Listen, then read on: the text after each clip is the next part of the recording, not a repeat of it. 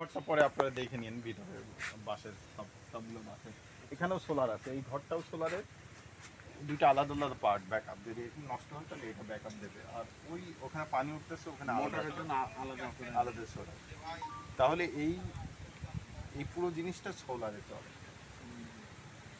জাতীয় গেট ছাড়া যে আমার জীবন অকেজ, বিদ্যুৎ ছাড়া একদমই আমি চলতে পারবো না, এই ধারণা থেকে বের হয়ে আসছে। আমরা চাইছি এটা বিল মুক্ত জীবন, এই খামার থেকে ওকে বিল দিতে পারি। ঢাকায় ময়লার বিল দাও, গ্যাসের বিল দাও, পানির মানে কত ধরনের বিলের মধ্যে, নানা ধরনের বিলের মধ্যে, তো সেটার কিছু কিছু জিনিস আপনি কমায় ফেললেন। আমরা আমাদের টোটাল সেট আপে মনে হয় 1,10,000 বা এরকম খরচ হয়েছে ওখানকার দিয়ে পাম্প দিয়ে, তো 1,10,000। হ্যাঁ, গত 7 বছরে এটা কমপক্ষে 3 লাখ টাকা বিল আসবে।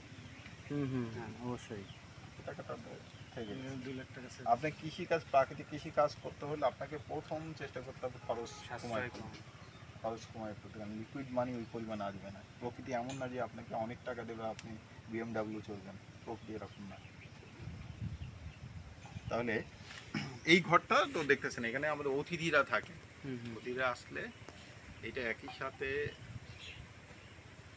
আমরা অ্যাক্টিভিস্টরা আসলে থাকে, সারা বাংলাদেশ থেকে অ্যাক্টিভিস্ট আছে যারা প্রাকৃতিক চাষাবাদ করে, কৃষকরা আসে, অন্য জায়গা থেকে লোকজন আসে। 3 দিনে যখন ট্রেনিং হয় আবাসিক, ওরা এখানে থাকে।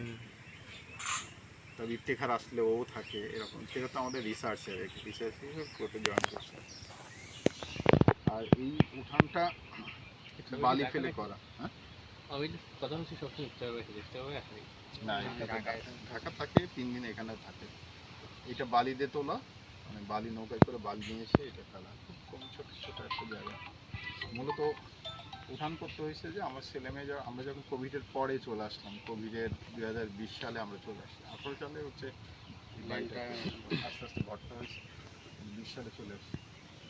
তো তখন আমরা দেখলাম যে যদি পানি ওঠে বাচ্চাদের যাওয়ার কোনো জায়গা নেই, একদম 3-4 ফিট পানিতে ডুবে থাকে, আবার অনেক গাছ পানিতে বাঁচে না। এরপর পানি চলে যাওয়ার পর 3 মাস একদম মরা মরা, মানে ভীষণ মন খারাপ লাগে, সব গাছ মরা কি দেখতে। এখন এই উঠান কেন্দ্র করে অনেক ধরনের গাছ আছে। এইটা হচ্ছে বিনিময় ঘর।